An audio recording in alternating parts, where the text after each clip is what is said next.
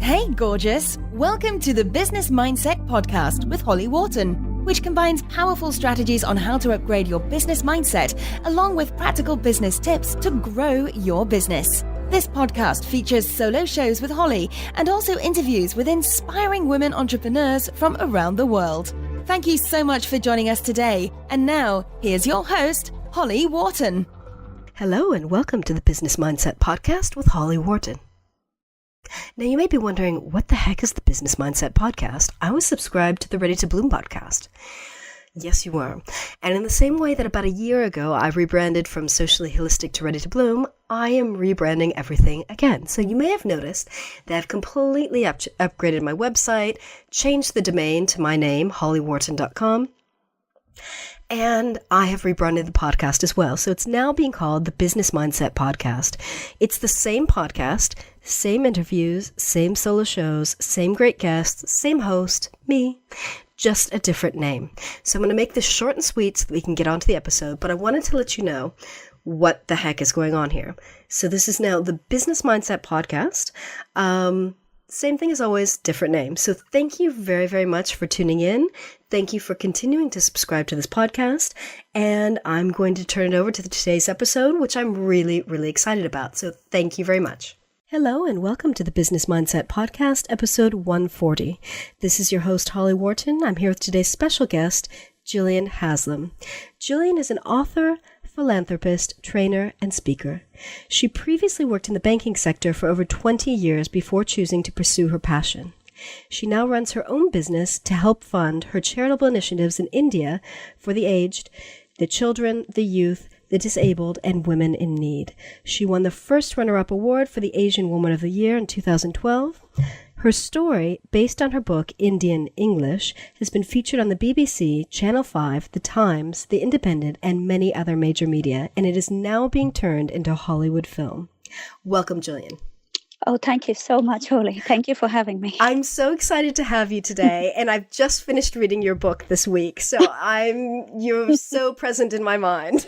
Oh my, I hope it didn't upset you too much. Well, it was an eye-opener. I've got to say, I think everyone should read your book because it just opens our eyes to a world that I think a lot of us don't understand what it's like. And I think you have a very, very special story to tell. So why don't I turn it over to you and ask you to tell us a little bit about your background and your business journey and how you got to where you are today, because you have that very, very unique background that I think a lot of us don't fully understand. Sure, thank you. Well, my father was an officer in the British Army, and he was posted to India. He worked there with the British Army for a number of years. And the British were given 1 year in which to leave the country and return after India got her independence. My father was just one of hundreds of families who decided to stay back because life over there was great. The weather was great to start with. They had servants, they had everything going for them. But after the year had lapsed, a lot of families lost their jobs. It's what happens during the time of, one country getting independence. And so my father was one of them. He lost his job. My mother couldn't find work. And we were that decision of his actually changed the course of our lives forever. So we were reduced to, as far back as I can remember, we lost 4 siblings, 2 sisters and twins, Kimberly and Alan, one after the other to poverty, abject poverty and malnutrition and other diseases that go with it. And as far as I can remember, myself and my little sister, Vanessa, we lived behind people's houses, under their stairs. Sometimes they took us in, sometimes they threw us out. And we went from pillar to post. And then we found a home under somebody's stairs, which is the picture depicted in the cover of my book. And then after that, we went to live in a proper slum where more than 3,000 people shared 3 toilets, to give you an example of how it was. And there was hardly any electricity. There was no sanitary conditions, hardly any water. We had to fill water from a tube well. It was one little room, 8 by 10 feet. And we all just huddled up inside there. And that's really where I stayed, right up to the time I finished school. And how did you get out of those slums to the business world? How did you make that transition? Holly, I always believed that, you know, you are not a victim of your circumstances until and unless you accept that you are. And when I was a little girl, and the fifth sibling who was brought home, Susan, from the hospital, and the doctors had given her 3 days to live, we were in this little slum at the time, and it felt as though the world had given up on us, the country had given up on us, and of course the doctors had given up on us. But I refused to give up on her.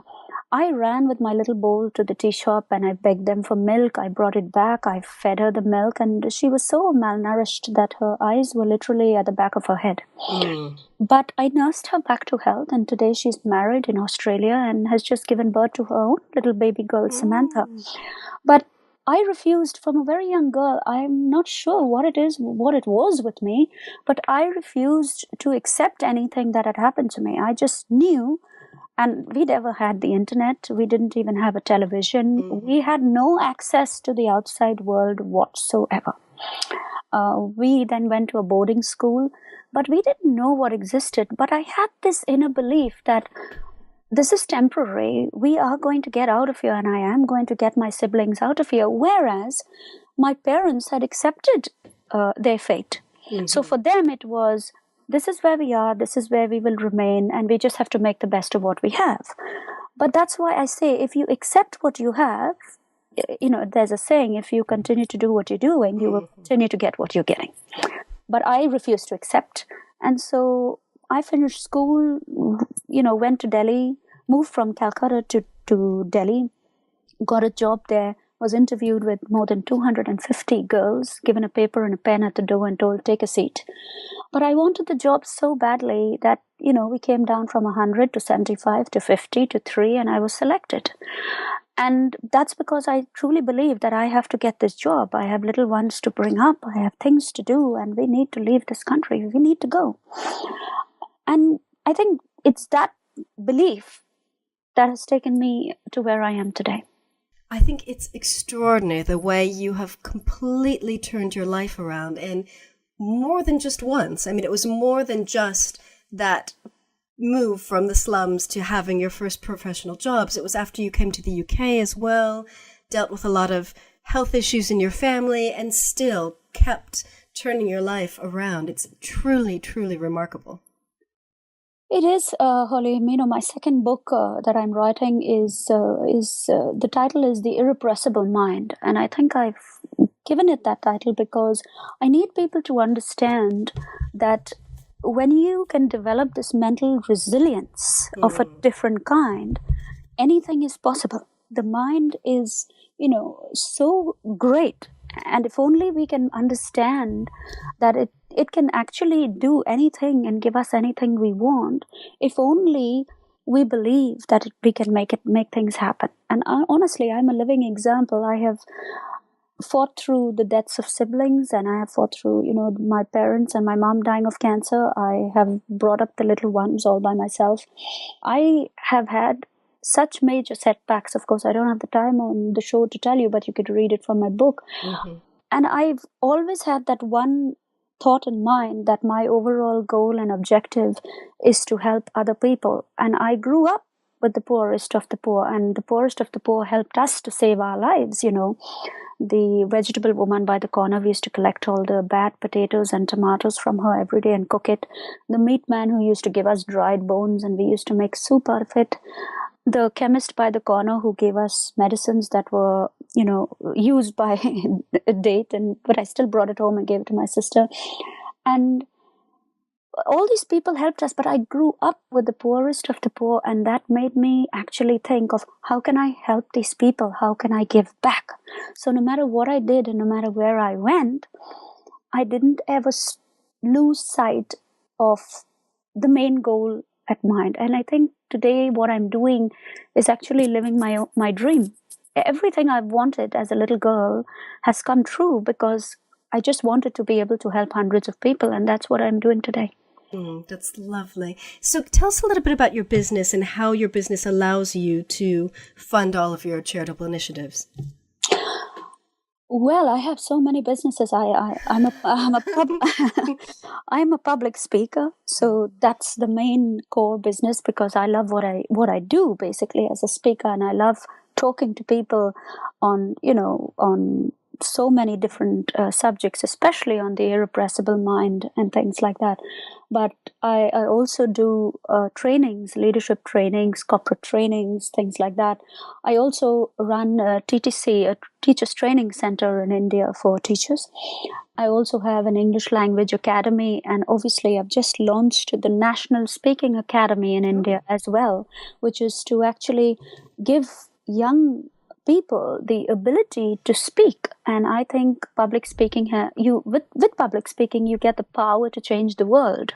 You don't have to be superbly educated in order to do that, and in order to speak your mind. You need the skills, and that's what I'm giving them. But I do think that it is highly inspiring, highly inspirational, and it can give them the confidence that they need. They just need that olive branch to hold on to, Holly. And if you give somebody that, they find their way on their own. And I think there's so much power in someone sharing their story, not only for them and for their own healing and growth, but also for everyone who listens to them. Absolutely. And, some people in India have some stories to tell. They're shocking. And some of the little girls that we train, and we tell them, okay, you have 3 minutes to speak. And some of the things that they come out with are remarkable. So I want to give them that ability to speak and to come forward and to do. You never know where that would lead them. They say adversity heals and adversity gives you the courage. But for somebody like me, Holly, adversity is the only opportunity we got in a country like India. There was no other opportunity. So you had to really take what you got and work with it. Yeah. And that's what I want to do for them. I mean, when it comes to the young ones. But of course, we have 5 study centers now with the little ones as well. And we now run 3 food banks for the very old, the aged, and the disabled. The young ones, of course, we teach public speaking, training skills, and we also find them employment in different 5-star hotels, etc. And of course, we deal with the disabled and women in need separately. Excellent. So it looks like you're taking care of pretty much all of the different areas of need in the population, from young to old. Yes, we have 5 teams. 43 people in total work 24/7 to reach out to these different people, and they do such a brilliant job. It's truly amazing to see the passion behind these hearts and minds, that they just want nothing else except to change lives and to help and to give back. So, like I said, it's like living a dream. That's wonderful. So I wanted to talk to you a little bit today about how we can be extraordinary in our business. What are your top tips on how a woman entrepreneur who may have an established business but may be struggling to grow it, how can she be extraordinary and make a difference with her business? That's a great question, Holly. I think the first point that comes to mind is focus. There's a beautiful saying that if you want many things all at the same time, it adds confusion. But when you only focus upon the specifics in any given moment, you bring clarity and power to your creation. And I think it's being very, very disciplined and very focused on what you want and what you're going to do to get it. Because I think very many of the women I mentor, they want to help people in need, but to be honest, their businesses haven't taken off at all. So they have the hearts and they're beautiful souls, but you first have to help yourself before you can help someone else. And then they want to also start clothes, and they want to start perfumes, and they want to be a speaker, and you can't do that and expect to succeed. You've got to start with one thing, and then and you have got to be very focused, because competition is very high out there.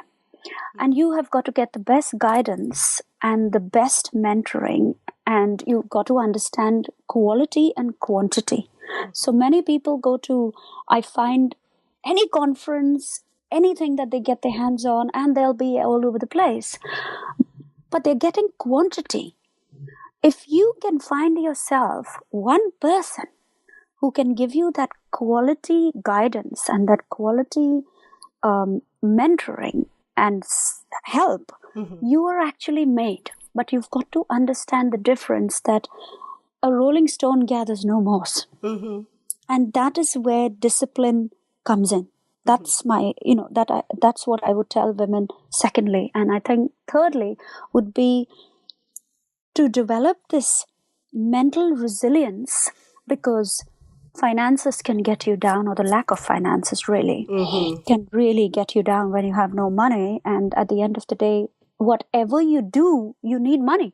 To set up a great website, you need money. To, get a great video going, you need money. Or whatever it is, you need money. And that can get you down. But I think, there's this line from this poem. I'm not sure if you've heard of it, but it says, stick to the fight when you're hardest hit. It's when things seem the worst that you mustn't quit. And you mustn't quit. You have to develop that resilience of mind that once you have gone through the structure or the questions of, yes, is business for me? And I do a course actually called A Dose of Reality for new businesses. And once I take them through that course of, is business the right thing for you? But once you've made that selection, you have to develop that resilience of mind that no matter what comes at me, I'm not going to stop until I make it. Because if you've read the book Think and Grow Rich by Napoleon Hill, and he interviewed 500 millionaires, most of them who actually made it said that we were on the brink of giving up, but we didn't, and that's how we made it. Yeah. So how do you recommend that people develop that mental resilience? Because I think it can be really, really challenging if you're not used to growing up in adversity, and then suddenly you go out into business and you're met with all of these new challenges that just completely take you outside of your comfort zone and, as you said, can really drag you down. How can you develop that mental resilience? I think one real good tip over there is to understand your strengths and weaknesses. Because, for example, if I talk to a nurse and she's suddenly trying to be a speaker, I would say when you get into the market, you're going to be asked what experience you have as a speaker or a trainer. How long have you been doing it? Show me testimonials. Show me written recommendations. And if you don't have all of that, it's going to take you that much longer to climb the ladder. But if you were a nurse and you can, there's a whole exercise that we do at the course about understanding your strengths and your weaknesses. So if you're a nurse, and you can take that medical background and use that to say, I'm a speaker, but I speak on this. Or I am a trainer, but I actually go into corporates and I train people on health, etc., etc. Then you can actually put down, without batting an eyelid, that I have 20 or 30 years of experience, rather than I'm a speaker, I'm a trainer, I'm whatever, but I only have 6 months of experience because I've only just started. You see what I mean? But if you use your past experience to come and help you, it makes the battle and the journey that much easier. And that's what I always recommend people to do. But you'll find most of them saying, I want to be a speaker, but I'd like to really speak on motivation or inspiration or whatever. That's okay, but everyone out there has a sad story to tell. What is the difference that makes the difference? But if you can use your strengths to help you, that can get you very far. And I think the second point is definitely persistence. So, for example, if you're an author, like I was, and you're starting out, and many publishers will say, probably say no to your book, then you have got to fight your way through. I went for self-publishing the first time, and I was told, no, we can't get your book into W.H. Smith. My gosh, W.H. Smith only take the very, very top books. So I thought, well, okay, but I approached W.H. Smith myself. They sent me such a huge pile of paper forms to fill in. I filled it all in. I sent it back. I did everything myself, and W.H. Smith wrote back to me saying, we'll have your book. Please send it. So there you go, you were in. And even when joining big organizations like the Professional Speaking Academy or the Special Speaking Association, etc., you'll find that they'll tell you, you need to get 2 people to recommend you, 2 top speakers who have listened to you. And you're thinking, how do I get that? I don't even know anyone in that, in that association. But then again, you have to persist and you have to say, no, you've got to take me. Here's my videos. Here's what I can do. You've got to listen to me. I'm going to invite you to my next speech. And very soon they'll write back to you and say, I have an email from the head of the PSA saying, Jillian, your persistence has paid off. Congratulations, you're now a member. So that's it. It's called persistence.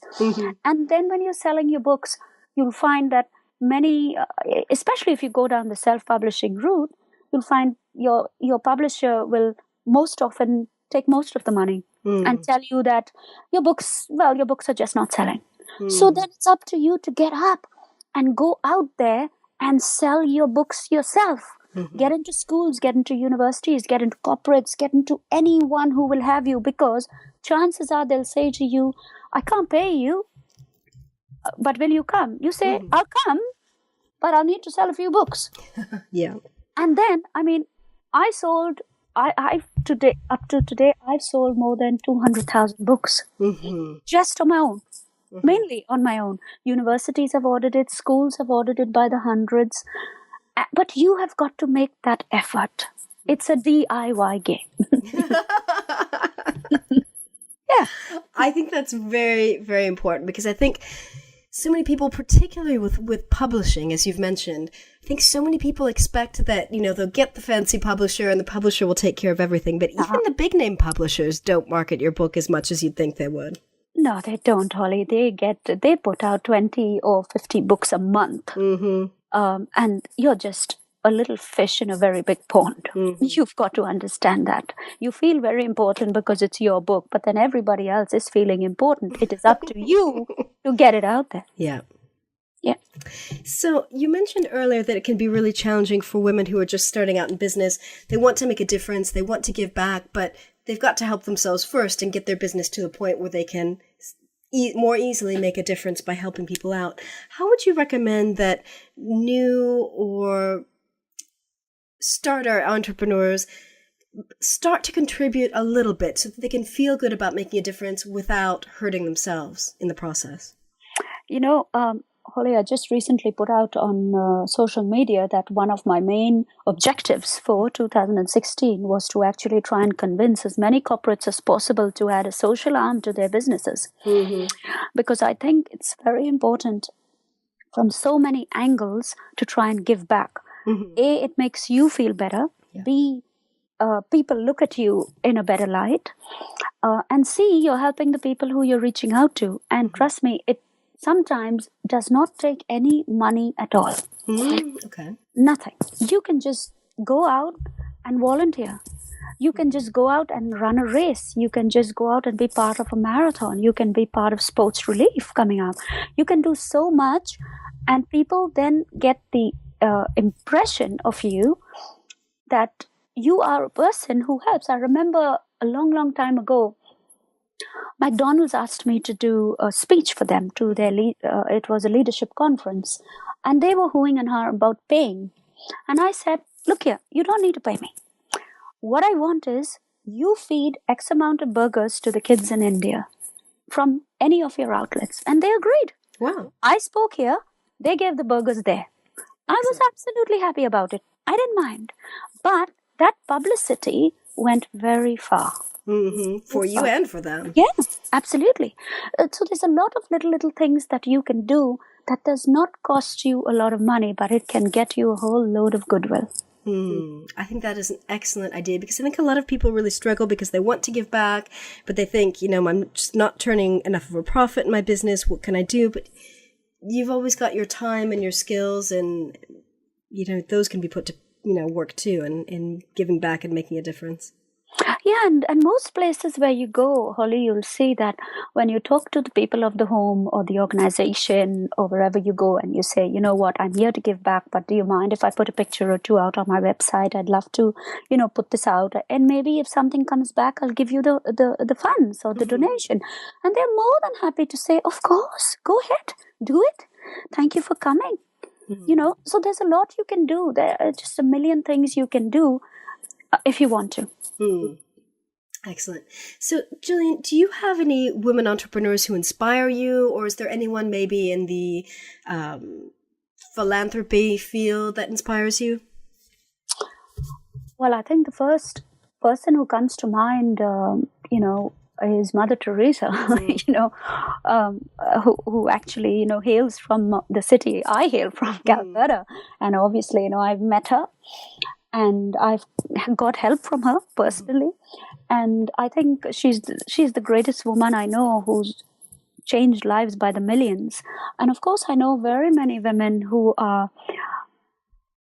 well, I wouldn't say top entrepreneurs, but they are working very hard to be good entrepreneurs. But at the top, if I look at top women entrepreneurs, there are quite a few of them I met when I was receiving the True Legend Award last year, when I received the True Legend Award in India, and when I received the first runner-up Asian Woman of the Year award, because that was for women entrepreneurs as well. And there are quite a few of them. You just have to, Google Women of the Future or Asian Woman of the Year. And these are women who have actually come from nothing, but created empires of their own. And many of them have actually come from, quite affluent backgrounds, Holly.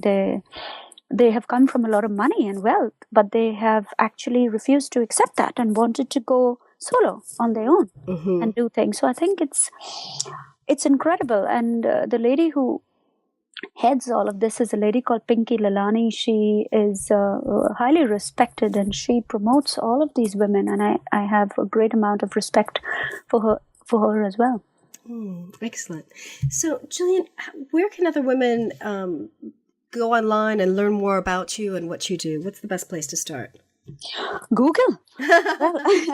Well, I have, my gosh, more than 150,000 mentions on Google because of all the media and the press and all of that. But definitely Google to start with, and otherwise just by my name, JillianHaslam.com. If they want to know anything about the book and the first book in Indian English that I've written, which is now being turned into a Hollywood production. And when is that coming out?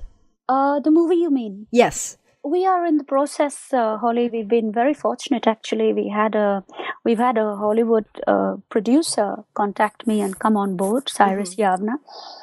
And he's a 3-time Golden Globe Award winner, Academy Award winner. We've also now got Jack Shoulder, who is another Academy Award winner, come on board as the director.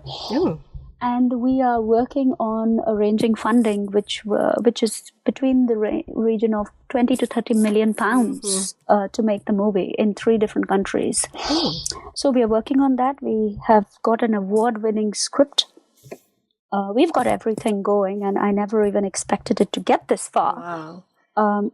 But yeah, they can go into www.indianenglishthebook.com. And you can even find that through JillianHaslam.com. But you can listen to interviews with the producer, the director. You can look at trailers. You can read about the book. Everything's there. And all of the charity work that I do is on Remedia Trust, remediatrust.org, and that's all of the charity work I do in India. And of course, there's plenty of other sites, but I won't bore you with all that. Excellent. Thank you so much for joining us today. I think your story is absolutely inspirational, and I highly recommend that everyone who's listening today gets your book, because it's very, very inspiring and it's truly eye-opening. Thank you, Holly. But I just want to say that the book has been taken off the market. Oh. Yes, but they can get it from the site, from IndianEnglishTheBook.com. Okay. It's been taken off the market because they're preparing it to release it just before the movie. Okay. So It's been done with a purpose, yeah. Yeah. Yeah. All right. And your next book, The Irrepressible Mind, when is that coming out?